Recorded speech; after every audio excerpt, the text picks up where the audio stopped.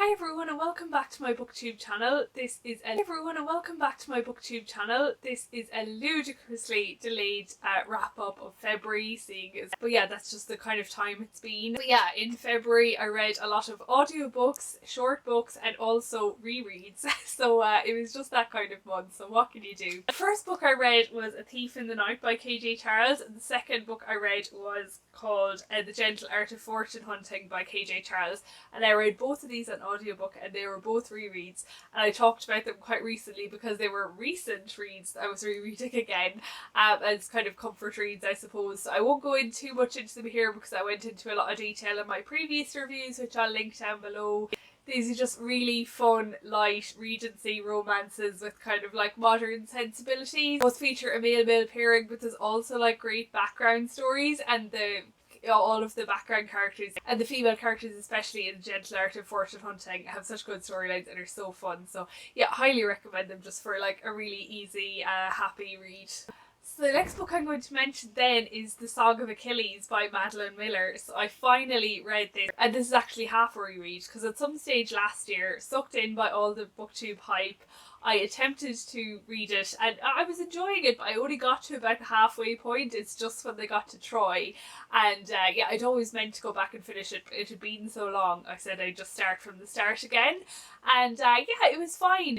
But it's funny, again, I really enjoyed the part before they got to Troy much more than like the second half of the book, which I felt like dragged a little bit. I'm sure it's nowhere near as long as the actual Odyssey, but you know, yeah, I wouldn't say I loved it as much as a lot of other people, and I think that's really just because I don't know anything about Greek mythology. I'm happy after this book that I do know a tiny little bit more than I did, but yeah, it's just not a special area of interest of mine. However, I did feel that this book did a really good job of like explaining everything you needed to know to follow the story, but I probably was missing a lot of the like nuances which should have made me enjoy the book more. So yeah, I don't think I'll be seeking out any more like on purpose Greek myth retellings, even though The Silence of the Girls by Pat Barker always sounds good, but yeah, it just probably won't be a priority for me. For anybody that doesn't know, this follows the relationship between Patroclus and Achilles, who are figures in Greek mythology,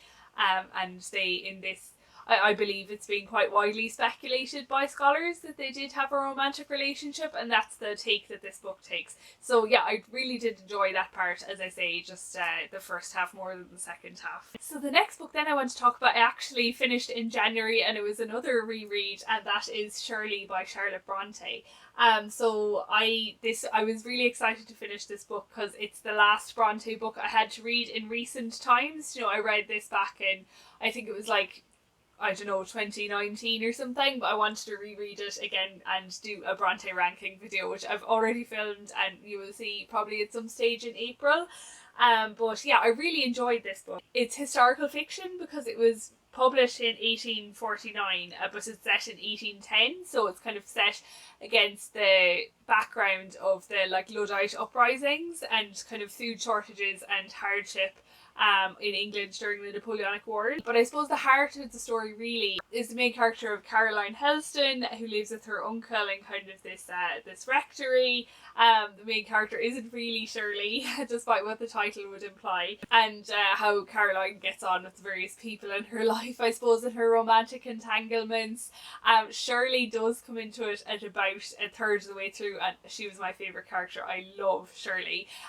She is often portrayed with like masculine traits, and she calls herself like Captain Keeldar. She has an independent fortune and she can kind of drive her own life in more ways than people usually can, I suppose, and yeah, I just loved the spark she brought to the book. I will say about this book, it has an incredibly slow beginning, I found, but once you stuck with it through those like first 100 pages, it really picks up after that, especially when Shirley enters the scene. And I just really enjoyed the way it was written. I've put in tabs because I usually write in my books, but not for like an old edition like this. I put in sticky tabs instead, and these are all like quotes I liked. I used to I've kind of stopped doing it in the last 6 months or so, but I used to write down quotes I liked from books, but this would be a job if I ever go back to that, to write all of these down. Shirley was the highlight of the book for me, and the friendship between Shirley and Caroline. I just loved that. It's such a good female friendship, if you want an example of that, even though they do have their challenges, but yeah, just really fun. And yeah, you will be seeing that Brontë ranking video soon, so I won't spoil where it falls here. So the next book I wanted to talk about then is Life After Life by Kate Atkinson, which is yet another reread. The reason I reread this is because I'm actually going to read this is part of a duology, and I'm actually going to read God in Ruins with Nikki from Red Dock Reads in April. So yeah, I wasn't going to it first because it is a big book, but I was actually going away for a night and I knew I'd be spending a good time in the car and just hanging around the hotel, so I said I would bring this with me. I thought it might be a nice handy read, and it was. I enjoyed it so much. I enjoyed it even more than the first time. The first time I read it on audiobook, and although I really did enjoy the audiobook experience, the concept of the story was sometimes hard to follow in audiobook format. So the back of the cover really describes best how it goes. So it says, "What if you had the chance to live your life again and again until you finally got it right? During a snowstorm in England in 1910, a baby is born and dies before she can take her first breath. During a snowstorm in England in 1910, the same baby is born and lives to tell the tale." So yeah, it's just such a brilliant and clever. I think it's like the cleverest novel structure I've ever come across. So the main character is called Ursula Todd. She is the baby that is being described there, and yeah, she just lives so many lives, and in each life she'll get to a point, and then something bad will happen and she'll die, and this novel restarts again. And you'd think that would be really repetitive, but it absolutely is not. And it was just, yeah, it's just so clever. It starts off in the 1910s, and it covers the First World War and the Second World War, and yeah, really interesting dimensions to those wars as well. So yeah, just yeah, I can't wait to read the next book. There is some things hinted at the end, or that I picked up on more of this time regarding other characters and what they know or see. So yeah, I just can't wait to see if that's explored more in A God in Ruins, which is the story of Ursula's brother Teddy. And you kind of wonder how a book like this could end, but it had the most brilliant, clever ending that was brilliant. I can't really say any more about it without spoilers, but yeah, just really, really love this book. And yeah, must read more Kate Atkinson. The only other book I've read by her is Transcription, which I enjoyed, but didn't love, so I think I would like to go back and revisit that as well. I would now class this as a favourite book of mine, and I haven't seen the BBC adaptation yet, but I'm really looking forward to watching it. I might watch that after I've read A God in Ruins. So the next two books I'm going to talk about then were actually from my real life in-person book club, and they were both of Claire Keegan's novellas, so Foster and Small Things Like These. Foster was a reread for me, so I was really happy to reread it as well, because On Colleen Kuhn was actually nominated for an Oscar. Unfortunately it didn't win, but On Colleen Kuhn is the cinema adaptation of this, and it's such a good adaptation. In fact, I hate to say it, but the book, you'd almost miss the parts that were in the film that weren't in the book, but that's the mark of a really good adaptation, isn't it? But yeah, Foster is the story of a girl from I think it's the 1980s. Her mother has far too many children, they don't have a lot of money, the father isn't a very good father, so she gets sent to live with her mother's cousin who doesn't have any children. And yeah, it's just the story of her summer that she spends in that house, I suppose. It's such a quiet book, but I just absolutely loved it. I loved the setting and the farm setting, and Claire Keegan's language. It's that kind of way that you think of I could have written this. It's so simple, but just so effective. And yeah, definitely kind of you can sit down and read it in an hour or two, and I think that's the way it should be read.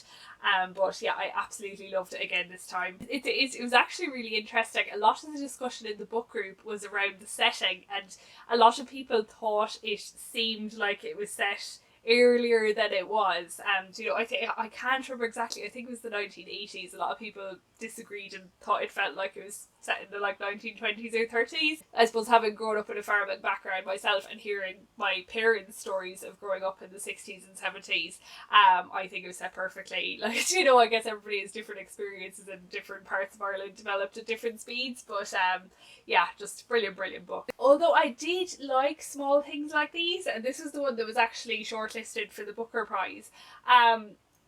It had the same brilliant language, like really simple narrative that was really effective.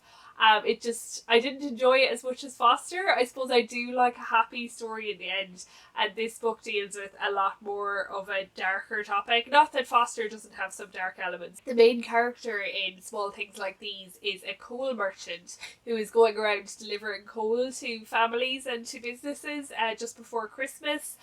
There's a lot of hardship he encounters, but the real conflict in this book really is one of the places he's delivering coal to is actually a mother and baby home, and I suppose it's just the conspiracy of silence in the town about what's going on. Yeah, it's just a very hard topic to read about, I suppose, but I thought it was handled really well. It's funny, like, there's somebody in the book group that grew up in Dublin at the same time that my parents would have been growing up in Galway, in rural Galway here, and they said this book really reminded them a lot of their childhood, which I suppose is you know, the same feeling that this gave me. Claire Keegan just seems to capture like the atmosphere of places so well. She's just a brilliant author, and I actually did buy her collection of short stories, Antarctica, because I think I'll just want to read anything she writes. So the last book I read then is extremely different, and a first for this channel. It's a book about politics, so I will not be going too deep into this, but it's called Rebels in Government, Is Sinn Féin Ready for Power, by Agnès Maillot. I think that's how you pronounce it, if she pronounces it the French way.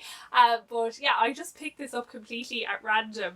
I saw it in my local library, left out on a table, and I was like, you know, it's no harm to know a little bit more about politics than I do. People that aren't familiar with Irish politics, a very like unexpert summary is, for like 100 years, Irish politics has been dominated by two political parties, Fianna Fáil and Fine Gael, which are both, you know, quite centre right, and it's kind of a joke, like, what's the difference between Fianna Fáil and Fine Gael? Apparently the old joke is, if you don't know, you don't need to know, and if you know, you don't need to be told, or something like that. But basically they're perceived to be the exact same. And Sinn Féin has always been there. Obviously they have historical associations with the IRA, which is the thing that's most known about them, but in recent years they've become much more of a, or maybe they were always, but they're regarded today as much more left-wing and socialist than the other two parties.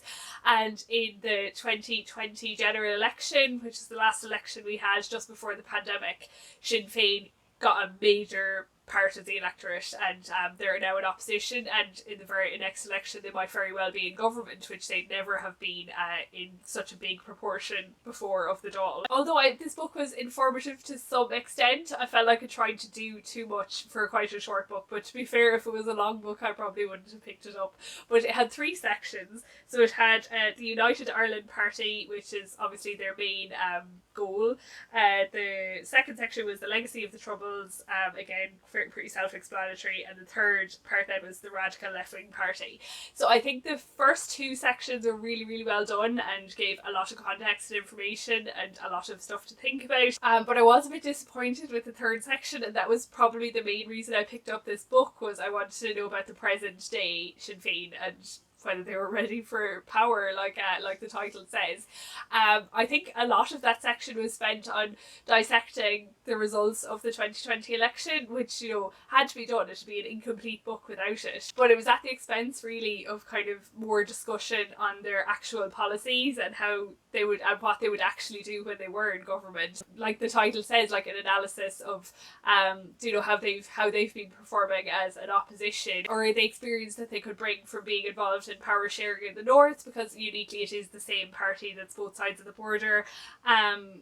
But yeah, it didn't really go into any of that at all, so I just don't think it really delivered on the book's title. But yeah, I should probably just go and pay more attention to the news. But as I say, the first 2 sections I thought were really good. So yeah, I don't think you'll be seeing a lot of politics books on this from me, but it was just what I decided to pick up at random. So yes, that is my quite small selection of books that I read in February. Let me know if you read any of these, and yes, thanks for listening, thanks for watching, and I'll see you next Thursday in my next video.